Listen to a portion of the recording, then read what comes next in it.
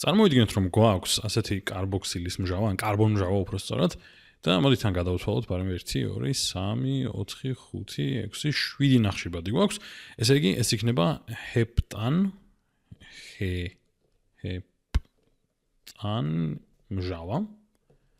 მჟავა და აქეთ გვაქვს 1 2 და 3, ესე იგი, ეს იქნება ეთან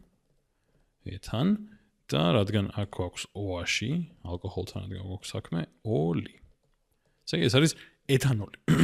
და ამ რეაქციას, ამათ შორის რეაქცია მინდა ვნახო, და ამ რეაქციის კატალიზატორი არის გოგირდმჟავა. ესე იგი, ეს არის გოგირდმჟავა, რომელიც ძალიან მჟავა თვისებების მქონე არის,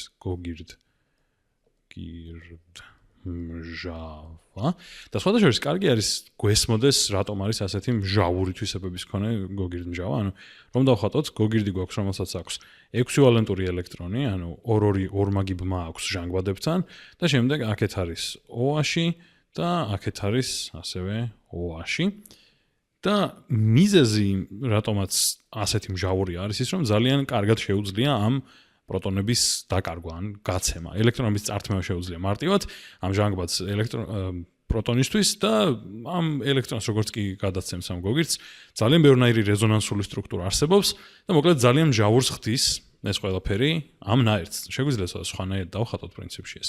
ესე იგი, O და A-ში, აი ესე, და აქეთ O და A-ში და მაგალითად თუ წარმოვიდგენთ, რომ გახსნილი არის ეს და ეთანოლის მოლეკულები გვაქვს გარშემო, მაშინ ამ ეთანოლის მოლეკულებს გაუკეთებს პროტონირებას ძალიან აქტიურად, ხო? მაგალითად რომ წარმოვიდგინოთ, რომ აი აქ გვაქვს ეთანოლი, როგორც კი მოლეკულას, როგორც კი აი ამ ელექტრონს წაიღებს ჟანგბადი, ეგრევე გაუზიარებს ეს ჟანგბადი თავის ელექტრონს, აი ამ წყალბადს და შედეგად მივიღებთ, ესე იგი, ასეთ სიტუაციას. შედეგად გვექნება, ესე იგი, ბევრი პროტონირებული ეთანოლი, ესე იგი, აქ გვაქვს ჟანგბადი, თავისი ერთი ელექტრონული წყვილით, რომელიც არის თავისუფალი და აქეთ გვაქვს კიდევ წყალბადთან ბმა და ასევე რადგან გაუზიარა თავისი ერთი ელექტრონი, ახლა გვექნება ბმა ამ წყალბადთან, რომელიც აი აქედან ამ პროტონთან მოკლედ. და რადგან ერთი თავისი ელექტრონი გააზიარა და პროტონი მიიღო, ესე იგი, ნაწილობრივ დადებითი მუხტი ექნება ჟანგბადს. ნაწილობრივ არა, მთლიანად დადებითი მუხტი.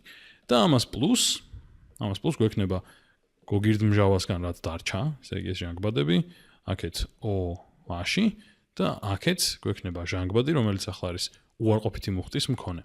აი ეს არის და ეს. ანუ მთელი იდეა ამის ჩვენების არის ის, რომ ერთი შეხედვით რა როლს თამაშობს და რატომ არის ესეთი მჟავა ბუნების მქონე ეს გოგირდმჟავა, ანუ განსაკუთრებულად და მეორე ის, რომ მთავარი გასააზრებელი ერთ-ერთი არის, რომ ეს წყალბადები, ანუ პროტონები აქეთ-იქით დარბიან, ხან რას უმაგრდებიან და მათი მთავარი დანიშნულება აქ არის ის, რომ აი ამ რეაქციის არსებობას განაპირობებენ რაღაც დონეზე, ანუ ეხმარებიან ამ რეაქციას, რომ წავიდეს და მერე მიდიან თავიანთ გზაზე. კარგი, მოდი ახლა მაშინ დავიწყოთ რეაქციით და მოდი ავდგები და გადმოვხატავ ამ ჩვენს საწყის ნაერთს, ესე იგი. ესე ამდენი იყო, ხო? და ზემოთ ჟანგბადი, აქეთ OH-ი და ამ ჟანგბადს აქვს ორი თავისუფალი წყვილი ელექტრონების და ახლა რა თქმა უნდა შემიძლია დავიწყო იმაზე ლაპარაკი, რომ აიღო ეთანოლისგან, გოგირდმჟავა გასცემს პროტონებს და მაგისგან ან პროტონირებული ეთანოლისგან უნდა მეთქვა უბრალოდ. მაგრამ რომ არ გავართულოთ საქმე, უბრალოდ ვთქვათ, რომ სადღაც იპოვა ამდენი რაღაც რომ დაცურავს აქეთ-იქით, სადღაც იპოვა პროტონი, შეიძლება ამას ჰქონდა ელექტრონი, შეიძლება არა, მაგრამ თავი ის არის, რომ უბრალოდ ახლა პროტონი იპოვა და თავისი ერთი ელექტრონი გაუზიარა და აქედან დავიწყოთ რეაქცია. იმიტომ რომ ეს ძალიან ჩვეულებრივად შეიძლება მოხდეს, ხო? ეხლა ამას რომ განახორციელებს, რა მოხდება? ესე იგი, რა ვითარებაში გადავა? ისევ გავაკეთოთ 1 2 3 4 5 6 აქეთ ჟანგბადი, აქეთ OH-ი. ესე იგი, ჟანგბადს ჰქონდა ორი წყვილი, ახლა თავისუფალი ელექტრონების, ისე ცოტა უშნოდ გამოვიდა და ძალიან მაწუხებს და ამიტომ ცოტა წესიათ დავხატავ. ესე იგი, ამას ჰქონდა ორი წყვილი თავისუფალი ელექტრონების და ახლა ერთ-ერთი გააზიარა. მოდი კიდევ ერთ რაღაცას ვიზამ, ცოტა კი ვაფერხებ პროცესს, მაგრამ რომ არ გავაკეთო, მე მგონი რაღაც შეიძლება გაუგებრობაში ამოვყოთ თავი. აი ესე ჯობია. ცოტა მოუშორდეთ ამ ყველაფერს, თორე შეიძლება ვეღარ გავარჩიოთ რა ხდება საერთოდ. ესე იგი, ერთი პროტონი მიიღო, რაც ნიშნავს, რომ ერთ-ერთი ელექტრონი გაუზიარა, ანუ რეალურად ახლა ბმაში არის, ხო? ანუ ახლა არის ბმაში ამ ელექტრონთან, რაც ნიშნავს, რომ აქვს დადებითი მუხტი. მაგრამ თუ აქვს დადებითი მუხტი, ეთანოლები რომ დაცურავენ აქეთ-იქით, ერთ-ერთი ეგეთი, რომელსაც ახლა აი აქ აქვს ეს ჟანგბადი და აქეთ აში, მოიქცევა როგორ? მოიქცევა ნუკლეოფილივით, ხო? კერძოდ ანუ ეს ელექტრონი განახორციელებს აქ შეტევას და ამ კარბონილის ჟანგბადს გადაეცემა და შემდეგ კი არა და ნახშირბადს ბოდიში და შემდეგ აქედან წავა ჟანგბადთან ეს ელექტრონი. ანუ ახლა ნახოთ რას მივიღებთ აქედან. ესე იგი მოდი აქეთ გავაგრძელებ. ცოტა ჩამოუწიო ეს ჯობია, რომ გამოჩნდეს რა ხდება. ესე იგი ისევ გავაკეთოთ ნახაზი 1 2 3 4 5 6 2 3 4 5 6 7 ხო სწორია.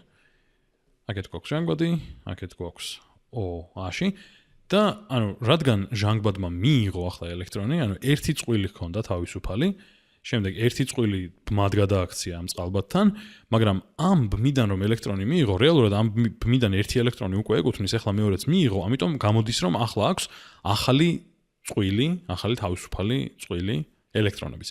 და რეალურად აქ გვაქვს ახლა ერთმაგი ბმა და არა ორმაგი ბმა, ამიტომ მოდი ესე გავაკეთებ. გაერთმაგდა ეს ბმა, იმიტომ რომ ერთი ელექტრონი უკვე აქედან, კი არა, ნუ ელექტრონი მიიღო.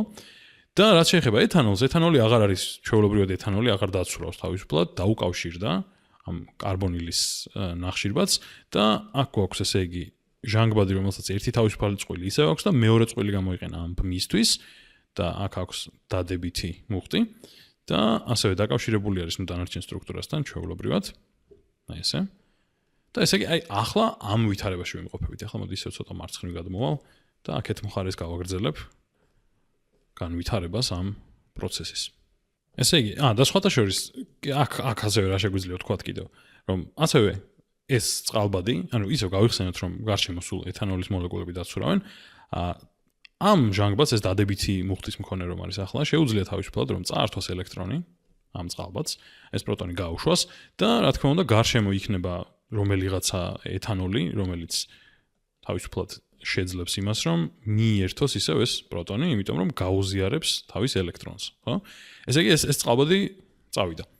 ანუ ახლა აქეთ როცა გადმოვალთ, ესე იგი, ისე დავხატოთ 1 2 3 4 5 6 ესე, ზემოთ აქ OH-ი და ცოტა პრიმიტიულად გავაკეთოთ ახლა, ესე იგი, აქ გვაქვს წყალბადთან დაკავშირებული ეს და აქ გვაქვს რომელიც დაკავშირებული არის ასეთ ჯაჭვთან.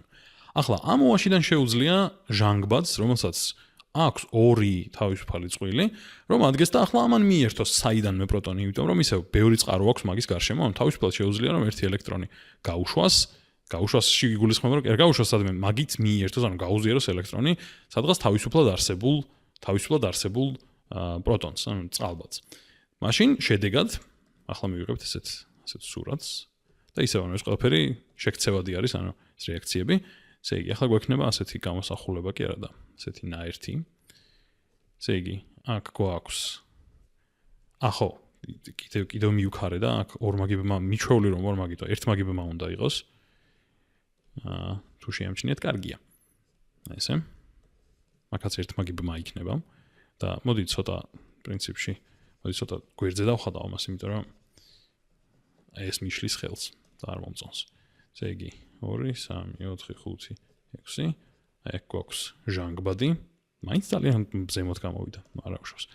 ცოტა გვერდზე გავაკეთებ. აი აქ არის წყალბადთან დაკავშირებული. მოდი მივხატავ ამასაც, რომ აქვს თავისუფალი ელექტრონების წყვილები და აქეთ გვაქვს OH-ი და ნუ ქვემოთ იგივენაირად გვაქვს O დაკავშირებული რაღაც ჯაჭვთან და ამ O-ზე ახლა საინტერესო ხდება ის, რომ ერთი ელექტრონული წყვილი აქეთ აქვს და მეორე ელექტრონული წყვილის ნაცვლად ახლა ბმა აქვს, ხო? იმიტომ რომ გამოიყენა დასაკავშირებლად, მოდი ამასაც ამ ფერით გავაკეთებ, გამოიყენა დასაკავშირებლად წყალბადთან, ამიტომ ახლა ამას აქვს დადებითი მუხტი. ანუ ახლა ესე იგი ამას აქვს დადებითი მუხტი. და ახლა თუ გავაგრძელებთ აქედან, ცოტა ჩაიხლართა, მაგრამ ძალიანაც არა. თავისუფლად შეიძლება ახლა რომ აი ეს წყალბადი მოდი ისევ კიდევ ერთხელ ვიზამ ამას, თორე უბრალოდ შეიძლება ვერ არჩევთ რაღაცას და საერთოდ არ მინდა რომ გავრისკო, ცუდი იყო. და ამიტომ მოდი კიდევ გამოვყოფ ამას ოდნავ ჩამოვწევ ქვემოთ, აი ასე. და იმას ვამბობდი რომ ახლა ეს წყალბადი შეიძლება ასევე თავისუფლად დაიკარგოს, ანუ მოვიდეს ვიღაცა ეთანოლი და უბრალოდ წაიღოს, ანუ ძალიან დეტალებშიც აღარც კი ღირს ალბათ ეგრე დეტალებში აღწერა ამ პროცესის, ხო? ანუ კაი იყოს ჩანდოს, გავიმეოროთ. გვაქვს აქ ჟანგბადი, ორი თავისუფალი წყვილი და მიანიჭებს უბრალოდ ელექტრონს, შესაბამისად წავა ეს წყალბადი, ეგ ნიშნავს რომ აქედან მორჩენილი ელექტრონი წამოვა აი აქ და აქედან შედეგად მოიწყაფერით ვთქვათ, ეს ელექტრონი მიენიჭება უკვე აი ამას. და მოიცა არა, ცოტა კორექტულად გავაკეთო, აი აქ მოვა. ანუ ეს რას გამოიწვევს ეს ყველაფერი? იმას, რომ ახლა შეგვიძლია ეს OH-ი ცალკე გავუშვათ, ანუ OH-ის ნაცვლად წყლის მოლეკულა გვექნება, რატომ? იმიტომ რომ აქამდე იყო უბრალოდ OH-ი, რომელიც იყო OH-ი კი არა და ანუ OH-ი დაკავშირებული კიდე H-თან ოღონდ დადებითი მუხტით და ახლა ელექტრონს მივცემთ, ეგ დადებითი მუხტიც აღარ ექნება და წყალი იქნება უბრალოდ, ხო? ანუ სხვაგორად რომ ვთქვათ, აი აქედან გადავალთ ასეთ სურათზე 2 3 4 5 6 ესე იგი აი ეს და რადგან ელექტრონი დაიბრუნა აქ გვექნება ესე მეორე ბმა და დაკავშირებული იქნება მხოლოდ აი ამ ოსთან, ანუ აი ამასთან იქნება დაკავშირებული მხოლოდ და ცალკე ესე გვექნება უკვე აი ეს, რაც მოწყდა ნაერთს. ეს არის წყალი.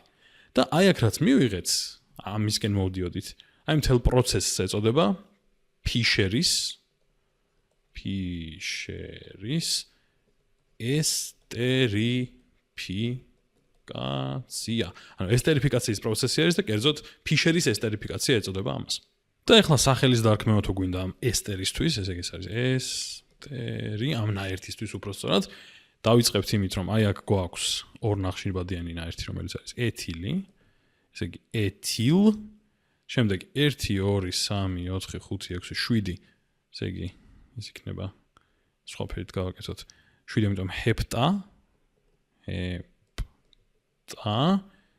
ნო და ახლა ანუ შეიძლება გვინდოდეს მჟავასთან დაკავშიროთ, მაგრამ მჟავა აღარ არის აქ, ხო? ესტერია. ამიტომ წერთ ეთილ ჰეპტანო, აუ პრინციპში ესტერის ფერი გამოვიყენე აქ, მოიცადე, არ მინდა რომ დაგაბნიოთ. ამიტომ მოდი ჰეპტანო ატი და ეს ატი გვეუბნება რომ ესტერთან გვაქვს საქმე.